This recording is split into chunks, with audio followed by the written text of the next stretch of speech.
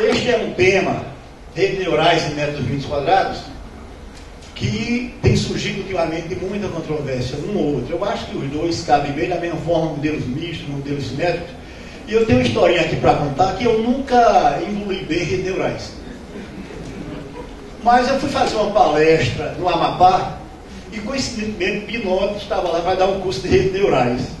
Eu falei, bem, isso é uma boa oportunidade de eu começar a entender alguma coisa de redes neurais. E fui para o curso dele. Quando eu cheguei, ele olhou para mim e disse, professor, o que é que o senhor está fazendo aqui? Eu disse, primeiro, eu não é o senhor, e segundo, eu vim ser aluno. Mas, professor, porque essa juventude pensa que nós mais antigos nós sabemos de tudo. Para gente isso é bom. Mas, inclusive, hoje eu tenho orientado alguns alunos de mestrado e doutorado, alguns trabalhando com redes neurais. Mas eu não sou muito adepto a RNA, eu sou mais adepto ao IBE, que é um novo processamento que sempre existiu, que as pessoas desconhecem. Eu me dou bem melhor com isso do que com as redes neurais. É a inteligência dos estudantes. Bem, então eu acredito que nós vamos ter um bom bate-papo aqui sobre o assunto. Ele me convenceu sobre redes neurais, é um grande expert. Nós temos aqui eu não diria dinossauro, eu fui dizer hoje que era dinossauro, nós somos dino. Nós estamos quase chegando ao dinossauro. O Finger, que é referência nessa área de engenharia florestal do Brasil, e o nosso grande criador do Mesoflor, que é o Luciano. Então, como ele foi o criador, nada mais justo que ele comece.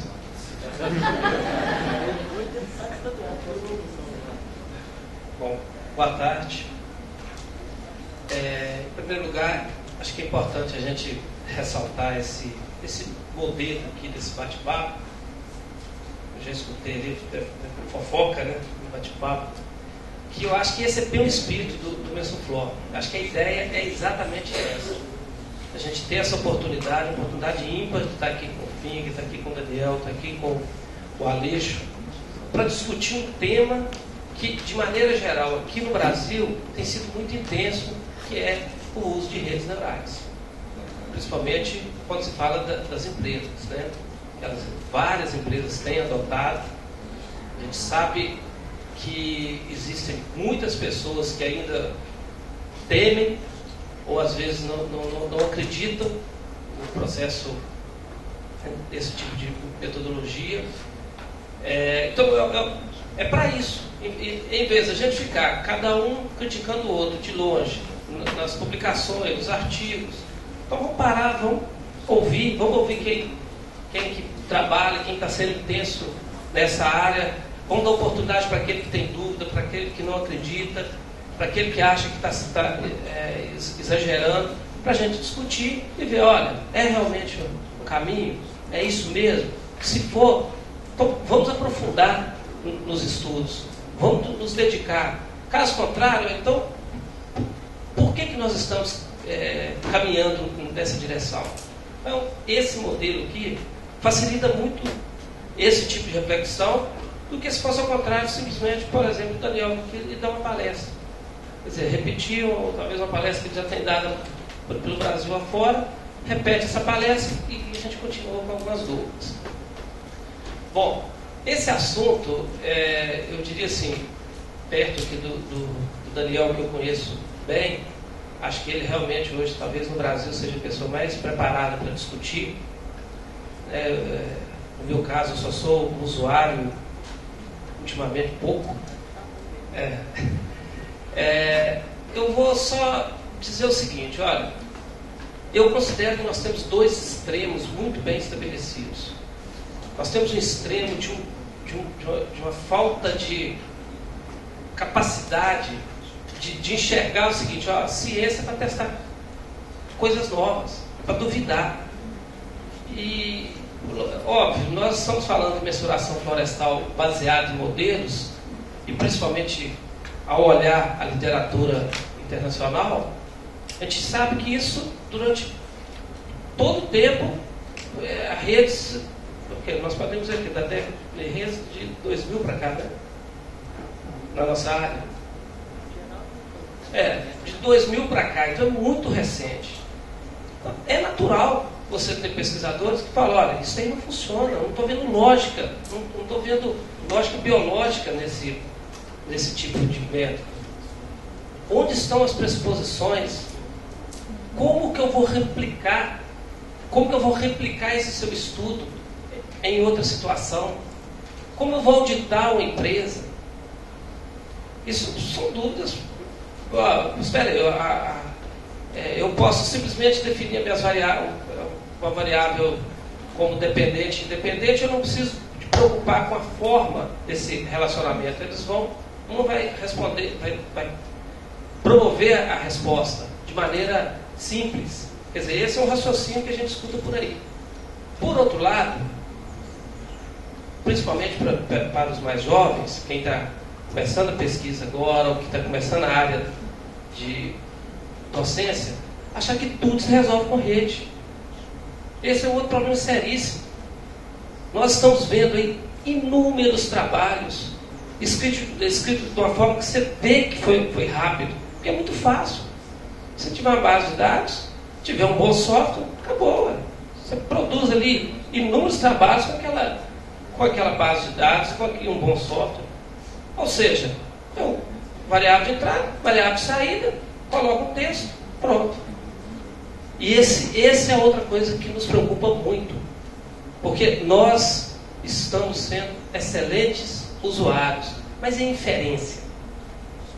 E essa inferência estatística, no caso das redes? Então, eu acho que nós temos dois extremos muito bem estabelecidos. Essa possibilidade, né, que é realmente quem trabalha com rede sabe, eu poderia dizer que a gente pode fazer quase tudo usando redes. Ou pelo menos eu chego numa resposta. Ou pelo menos eu atento, principalmente quando se fala de empresas. Eu só quero resultado. Eu quero saber se o meu observador é estimado, pronto.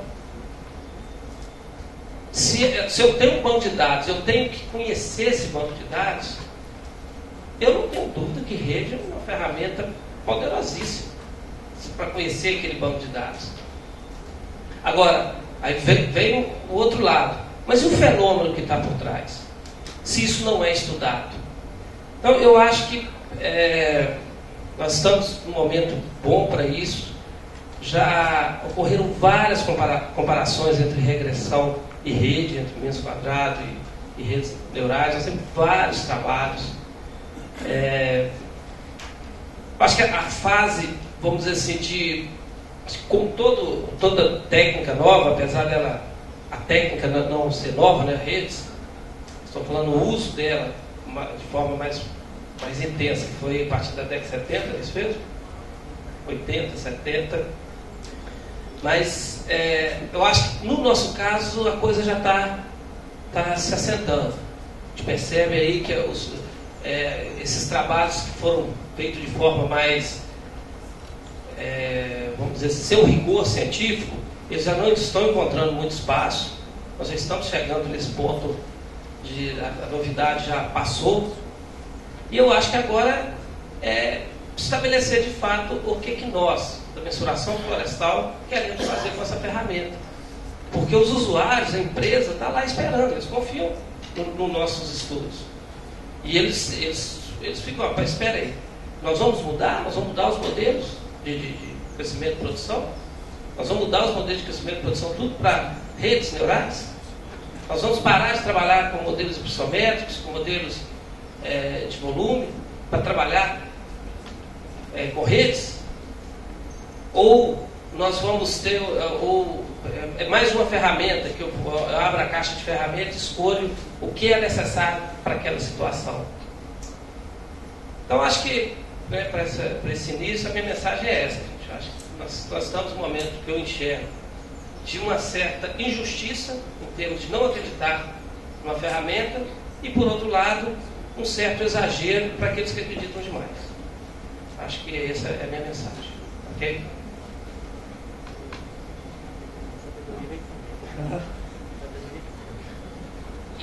Para a naturalidade.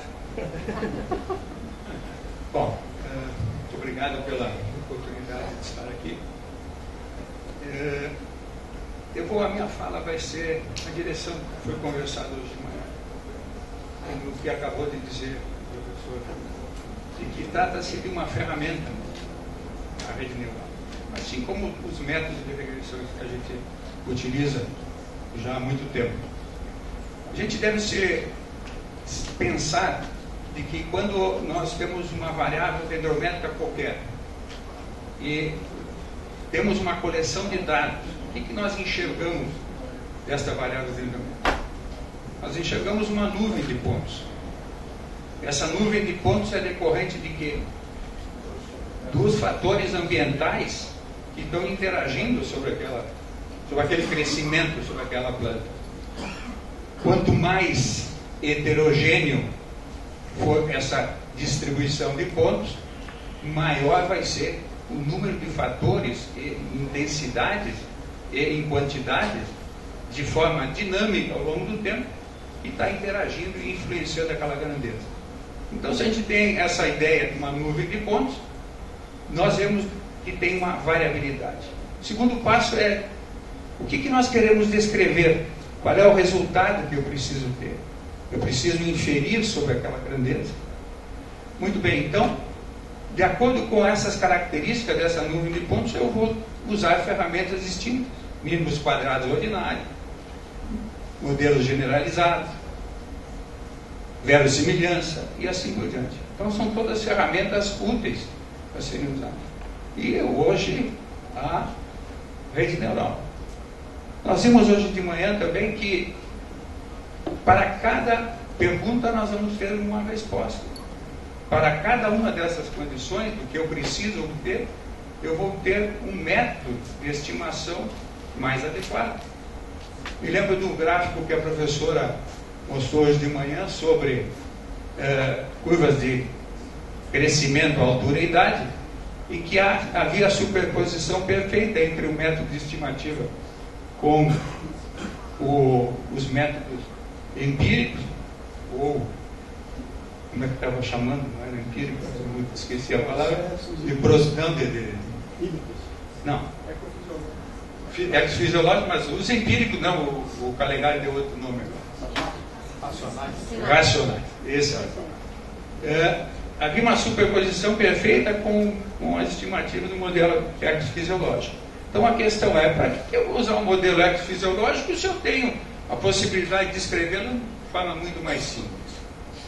Então, para cada situação é uma situação. Não existe método perfeito ou ideal para todas as situações. Existe um método adequado a cada caso. Assim como na Fórmula 1 se constrói um automóvel para cada pista, nós temos que ter essa sensibilidade de analisar qual é a minha variação e o que eu desejo. E aí aplicar um método adequado. Essas minhas palavras iniciais.